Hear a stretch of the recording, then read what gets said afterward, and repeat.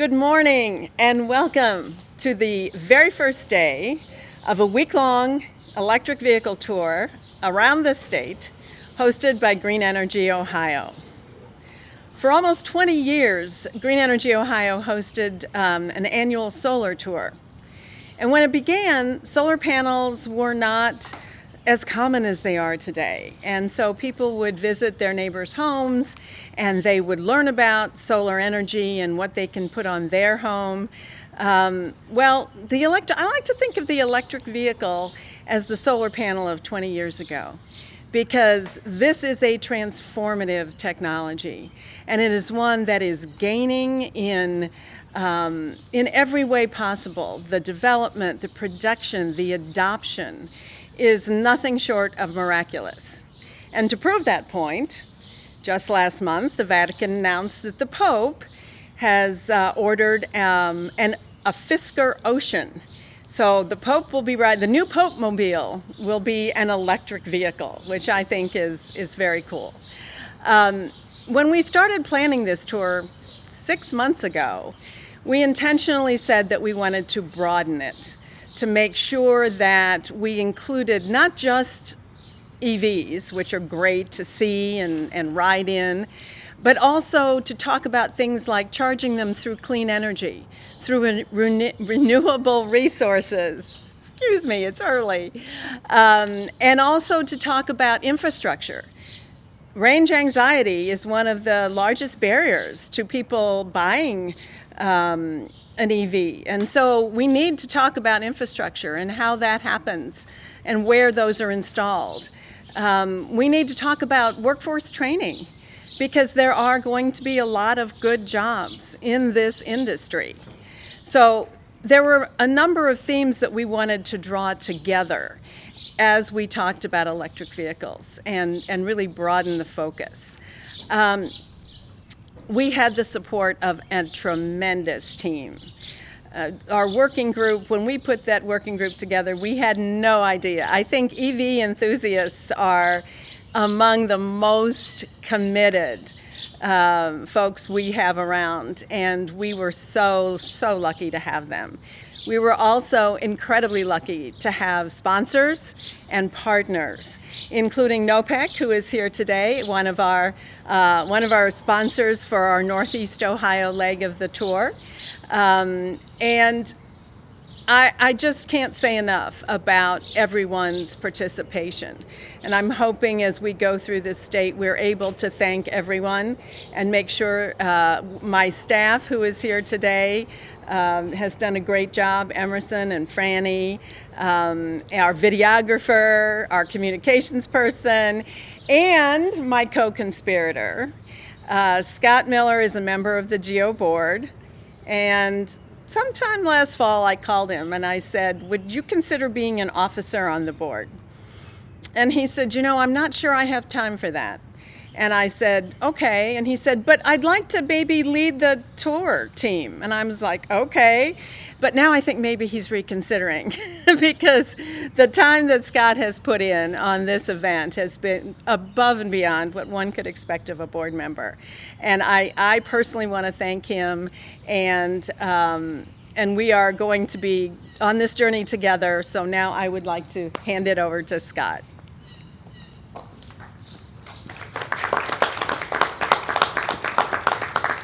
Thank you, Jane, and thank you all for coming out today. We really appreciate our hosts today, the Unitarian Universalist Church of Shaker Heights. We want to thank our speakers, give a preemptive thank you to our speakers, and we also want to thank those in attendance here today with us and also on streaming online. On behalf of the Board of Directors of Green Energy Ohio, I just want to appreciate the work that went into this. As Jane said, this is a team effort. We would not have been able to pull this off without some of our terrific sponsors that Jane has recognized already, as well as those who are listed on some of the posters and the website materials. And so it's a truly a team effort to pull this together.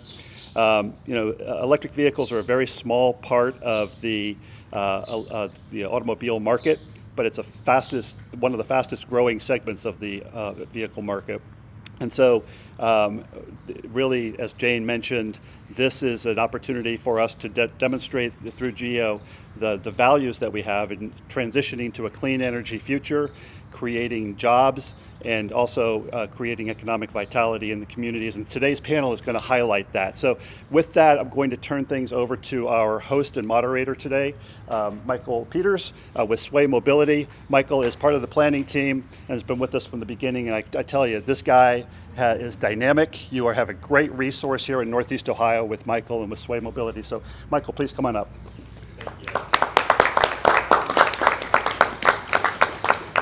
Thank you, Scott and Jane and everyone on the Green Energy Ohio team. It's really been a fantastic event. This just goes to show you that even lawn equipment should be electrified, but I think we're close. So really what I'd like to do first of all is thank our hosts, the Unitarian Universalist congregation here in Shaker Heights, in addition to really, walking the walk with their solar canopy here they've had for many years, their EV charger, the first public EV charger in Shaker Heights. So really, really happy to highlight them as a member of our community here in Shaker Heights. And with that, I'd like to invite David Cantor, who's on the board of the church, to come and say a few words of welcome. David?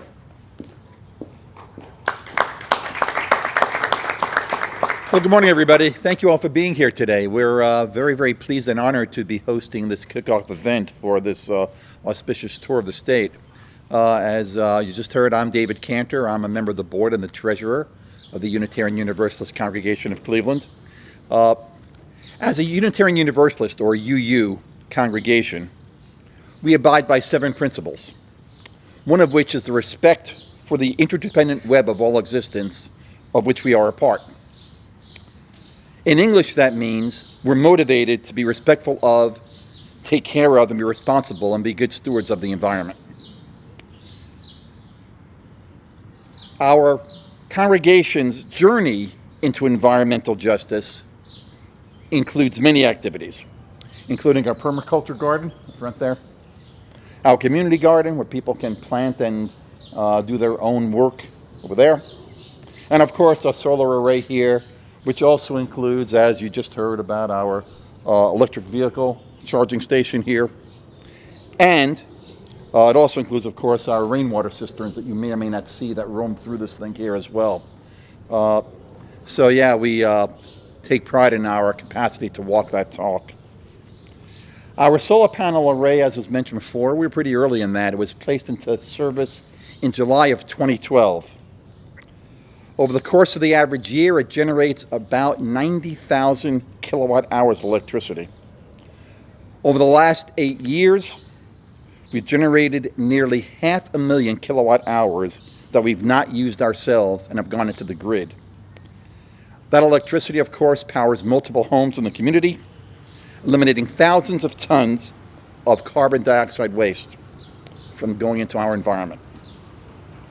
And we're doing well by doing good, with our net cost of electricity being lower than it would have been if we were to get our electricity from the grid. We're proud to be one of the organizations that has been in the vanguard of generating and using power from a renewable energy source. We're being true to our spiritual values, helps to be good stewards of the environment, and it's good for us economically as well. We're glad you're all here today. I'm sure you can hear a lot of other great stories as well. Thank you so much for being here today.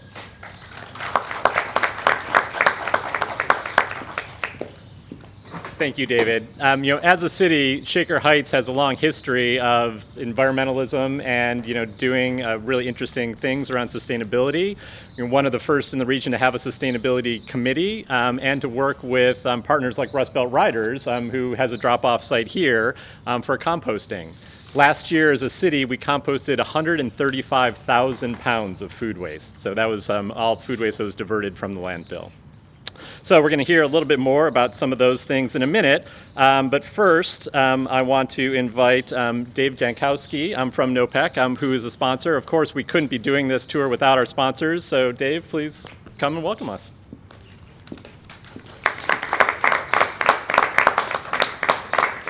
Thank you, Michael. Thank you all for being here this morning. We're very pleased to be a sponsor of the EV Northeast Ohio Green Energy Ohio Tour and support the agenda of expanding awareness of electrical vehicle electrification in the state of Ohio. NOPEC has a long history of leveraging the power of our 240 member communities to negotiate opportunities for them to receive energy efficiency grants and dollars that go towards events like this, but more importantly, we've donated over $40 million that go into energy infrastructure projects to provide financial resources for the communities to identify and qualify and implement energy saving measures for their municipalities to be able to save on a day-to-day basis for their communities, including the funding and purchase of dozens of state-of-the-art EV charging stations around our footprint. I counted them up on Friday. We have over 24 now that we have helped to finance across our footprint, including most recently the addition of 7 new or upgraded EV stations at 4 locations right here in Shaker Heights. So they are on the forefront of, this community is on the forefront of that initiative. So we're very proud to be partnering with them and helping them with that. So, we're going to continue to work with our communities to help bring this technology and expanded access to mitigate the range anxiety that Jane talked about, and further help grow the EV movement. We're committed to that moving forward. So proud to be here today, and thanks for your time.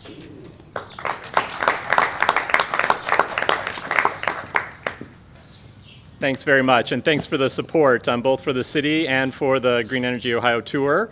One other thing that I'd just like to point out before we get into our panelists and their remarks is I would like to give a special thanks to Tori McMillan, who is here with us. So Tori does many, many very beneficial things for the city of Shaker Heights, including working with our high school group. So as part of our sustainability committee, we have several subcommittees. One of those is made up entirely of high school students from the 4 high schools in Shaker. So we have our Shaker Heights High School, we have Hathaway Brown, Laurel, and University School. And so we have students from all of those who participate with us in the sustainability work that we do. Tori also very active in the Citizens Climate Lobby, so would like to just recognize her work for that also. So with that, I'm going to tell you much more about what the city of Shaker Heights has been doing around sustainability and EVs. I'd like to welcome Mayor David Weiss.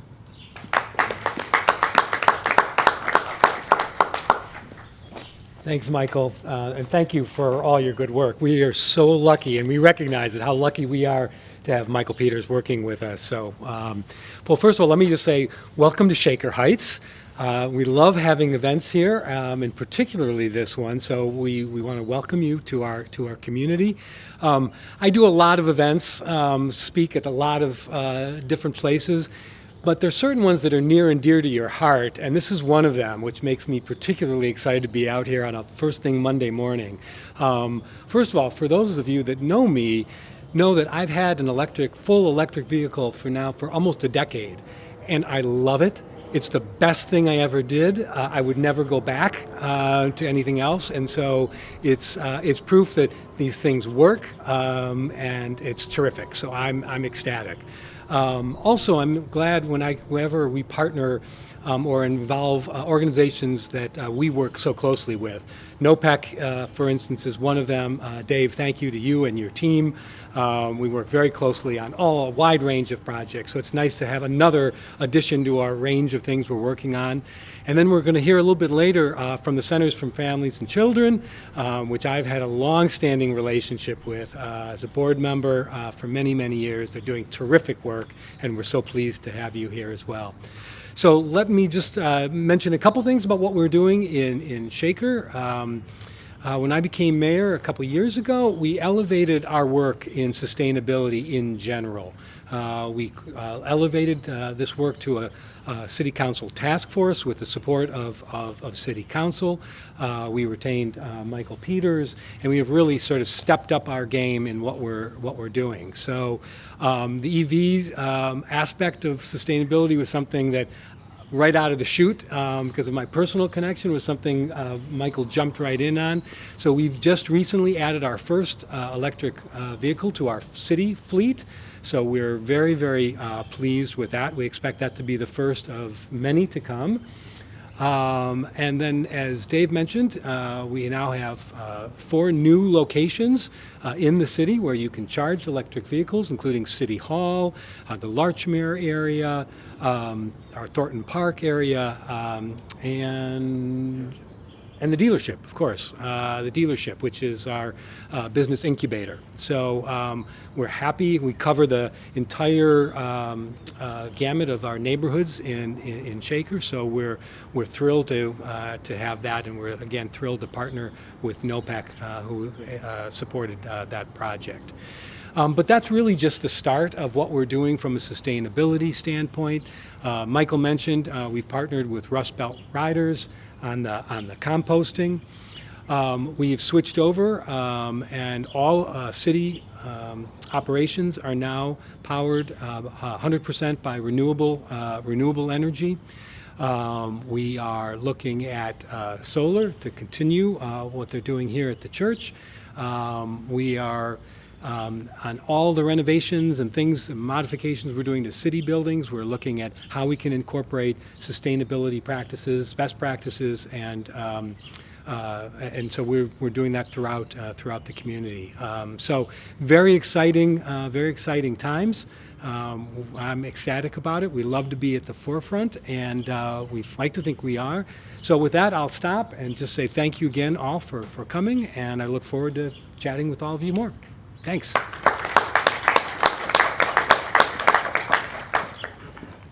Thank you, Mayor.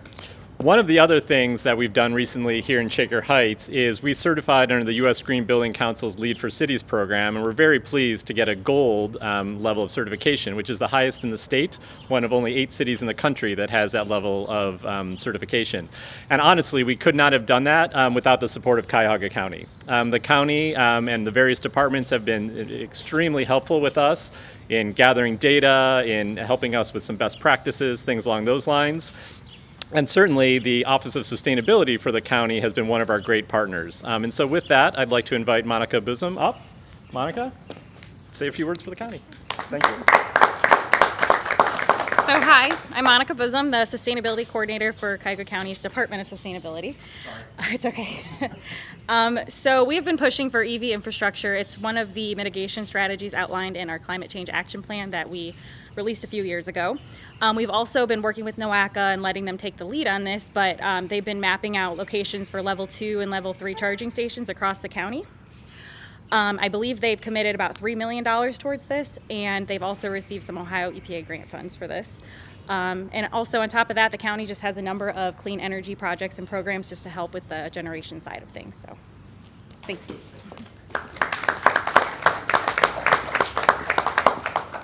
Yeah, we're very excited to see the great work that the county's been doing around solar and many other things, and so looking to expand that here as well. Next, I'd like to invite up Eric Morse, who's the CEO of the Centers for Families and Children, who has also been really at the forefront of doing work around thinking about transportation and how that affects people and their ability to do many things in life. So with that, Eric, I'll invite you up.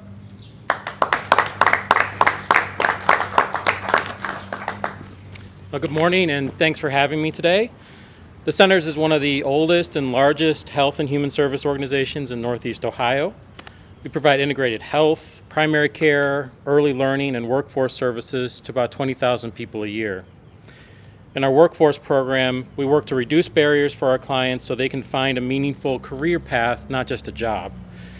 Our workforce clients face a number of barriers, but transportation is one of the largest. Cleveland remains a very car-dependent city, making it difficult for many job seekers to reach facilities where jobs are. We're finding that jobs with better starting wages are increasingly in the suburbs, making transportation an even greater barrier. In fact, 80% of those we serve in our workforce program do not own cars and rely on public transportation. Transportation barriers only compound additional barriers for low-income, entry-level workers and job seekers, such as access to childcare. It was time for us to get creative to address these transportation barriers, and through support of the Paradox Prize, we're fortunate enough to be introduced to the power of electrical vehicles in helping us solve these complex challenges. Earlier this year, we launched a pilot with Sway Mobility and the Greater Cleveland Regional Transit Authority to help us better understand how low-income workers and job seekers need or use transportation assistance to obtain a job, retain a job, or increase their earnings.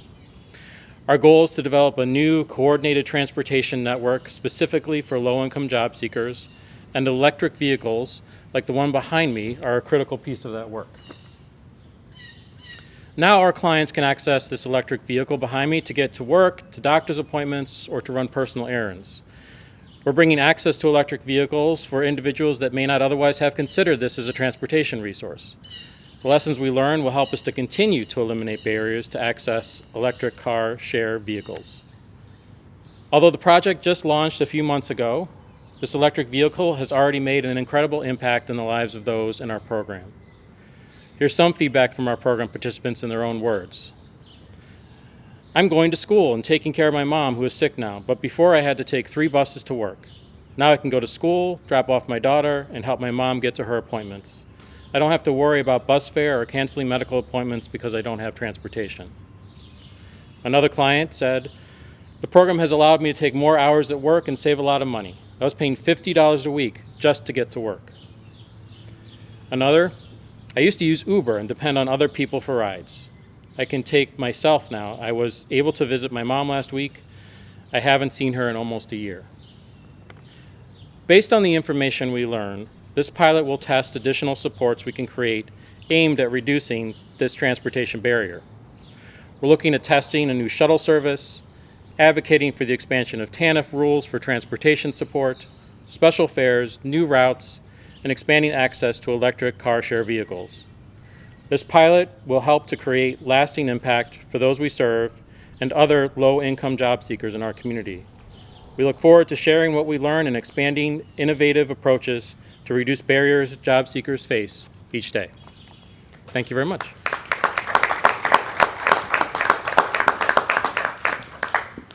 Thank you. I think, one of the things that we're really hoping to do with the statewide EV tour is to demonstrate that the role that EVs play is really very wide.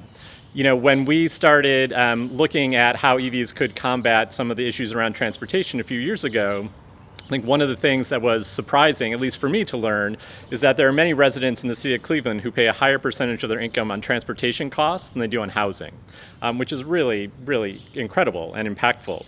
And so, one of the things we're trying to do is accelerate the adoption of EVs, but also demonstrate that EVs can be a really beneficial tool across all income spectrums. With that, a couple of years ago, we started talking to the Fund for Our Economic Future about ways that we could collaborate around EVs and car share. And so I'd like to welcome today Sarah McCarthy. Hi, I'm Sarah McCarthy with the Fund for Economic Future. We're a nonprofit organization here in Northeast Ohio that's a creative space for philanthropic funders and civic leaders to come together to advance new ideas that we think will lead to more equitable outcomes in our economy. And so one of the things that we see at the fund, as Eric referenced earlier, is that if you don't have a car, you can't get a job, and if you can't get a job, you can't get a car. And so it's this paradox that this sort of repetitive cycle that we see so many of our residents here in Northeast Ohio face. And so to have a more equitable economy, one of the things you need is access to jobs. And so we sponsored this effort called the Paradox Prize. It was a $1 million competition that was aimed at sourcing new ideas from the community, innovative ideas that would increase transportation options. So we really wanted to expand the pool of transportation options in our community beyond just a car or a bus, and understand how various options can integrate with cars, buses, workforce delivery services, employer benefits that are sponsored for employees. And so really what we've done through this is we received 150 proposals, and we've been able to source 9 pilots that are being tested throughout Northeast Ohio. Eric and the centers and Sway are representative of one pilot here that is looking at the integration of EV solutions. We also have a pilot in Oberlin and Lorain County that we've partnered with Sway on as well, that is integrating EV vehicles. And really these efforts are are showing that innovation works, that we can offer a variety of mobility solutions that enable individuals to access jobs that they weren't able to access previously. And so when we think about what's next and what we want to see happen, we really want to see some of these solutions that we're testing, spread at scale, right? What can we advance beyond the centers and then integrate into the broader community? What can we encourage greater employers to adopt transportation benefits, to think about van pools and car sharing solutions? And so through the lessons that we're seeing with this effort, we're able to advance some of these ideas and greater adoption of different things. And I think as it relates to electronic vehicles, or electric vehicles, I think the greatest lesson that we've seen is that, as Michael referenced, that adoption can be for all communities, right? And that it's not just a solution or an option for high dense, high income populations, that we can really see greater adoption for all individuals when we think about how they're presented, how the outreach is there, and how we're eliminating barriers for people to access these options. And so we're really pleased to have partnered with the centers in Sway and many others throughout Northeast Ohio to make this possible. And thank you for having us here today.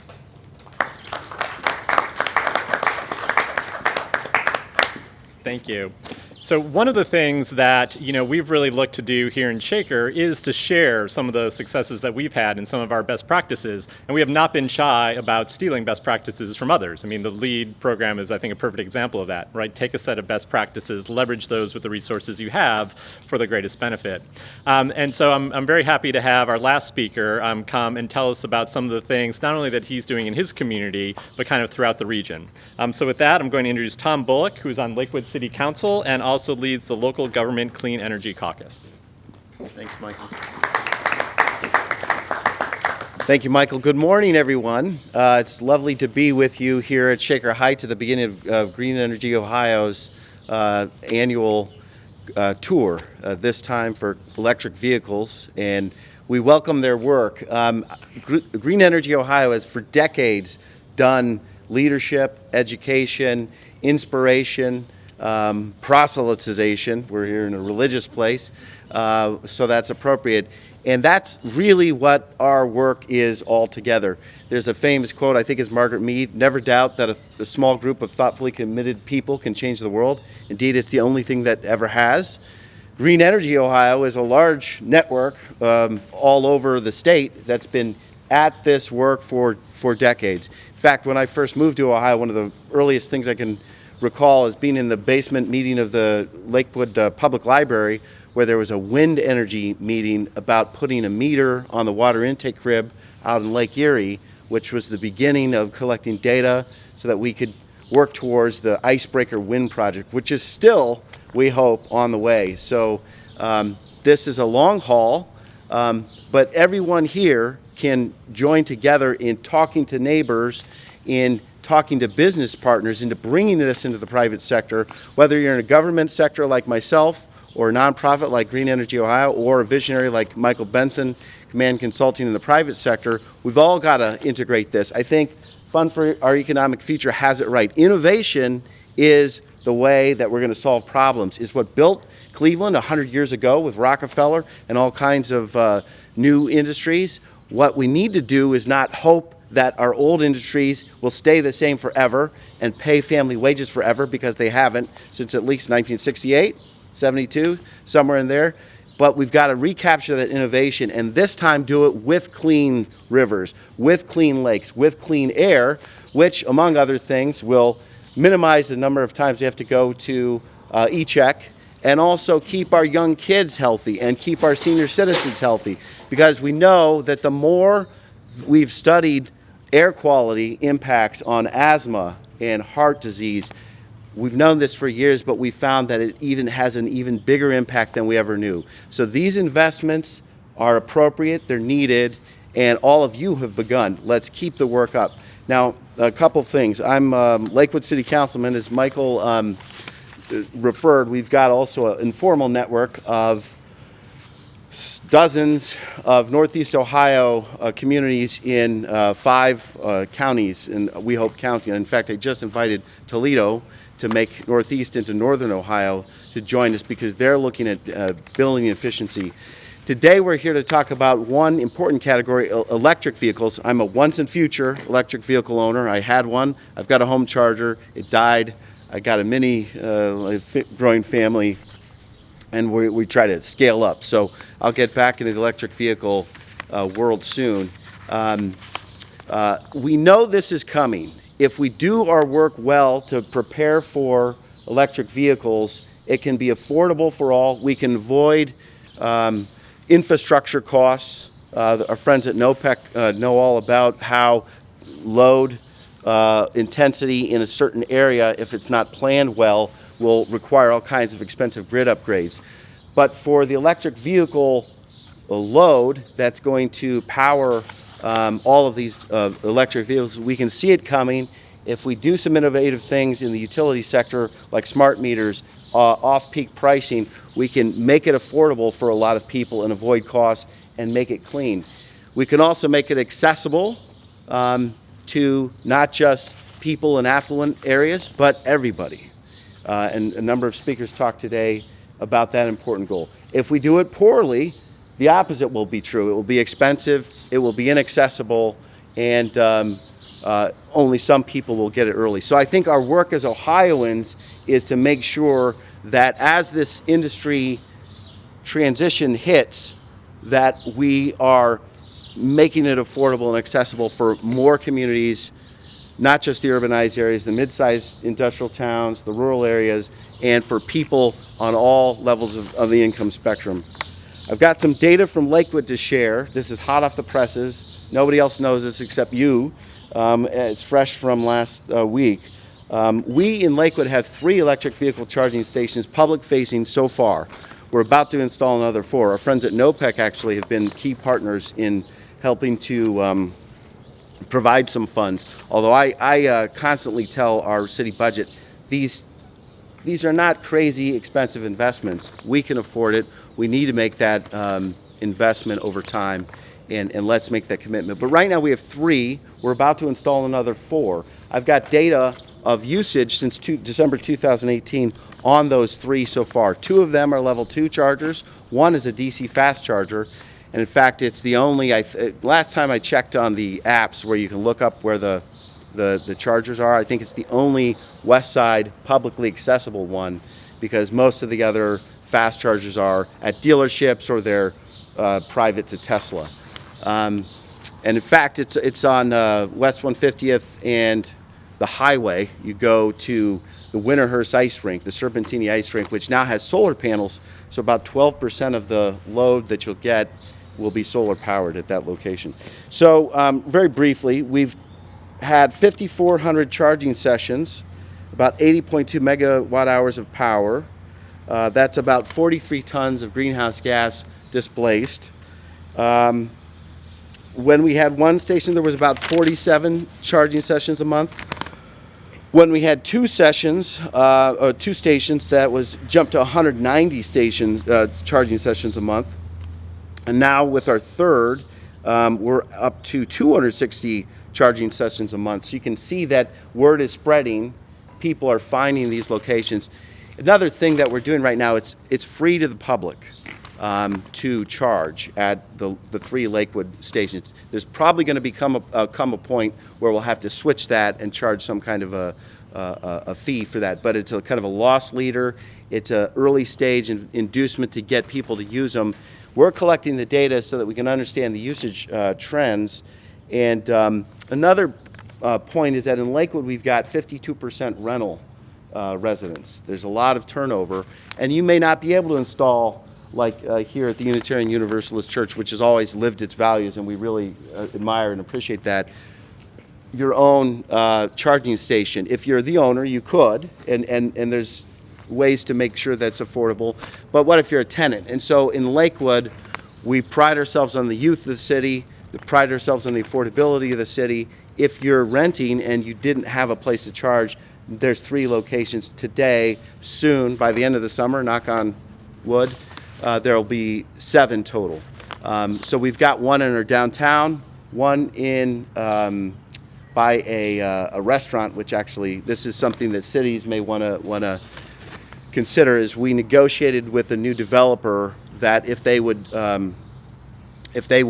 fund the cost of the equipment, we would do the install, and that became part of their approval permitting process. They had some sustainability aspects to that restaurant, so Raising Cane's. We appreciated what they did. And then the third one is the DC fast charger on a city-owned lot where we've hosted some electric vehicle tours as well. Now we'll be adding 2 at different parks, one at City Hall and one in a western shopping district region. So we'll see how that goes. Those are public facing. Lakewood still needs to do, I think, what I've been pushing for, but we haven't done this yet, is our own internal fleet where we would power our own light-duty vehicles and even heavier trucks. There are now heavy-duty, it sounds almost like science fiction, but refuse trucks, refuse loaders, the sidearm loaders, and the economics on those are better than lighter vehicles, actually like school buses, because you save hydraulics and weight and maintenance on the arm unit that loads that trash. If you replace it with electric motors, they're less difficult to maintain, they're lighter, and so you gain the weight you'd give to batteries back from the hydraulic system displaced. Those are hitting the market now. I really want some in Northeast Ohio. It's quieter, it's cleaner, and we should be innovating. Thank you very much. Really appreciate the invitation.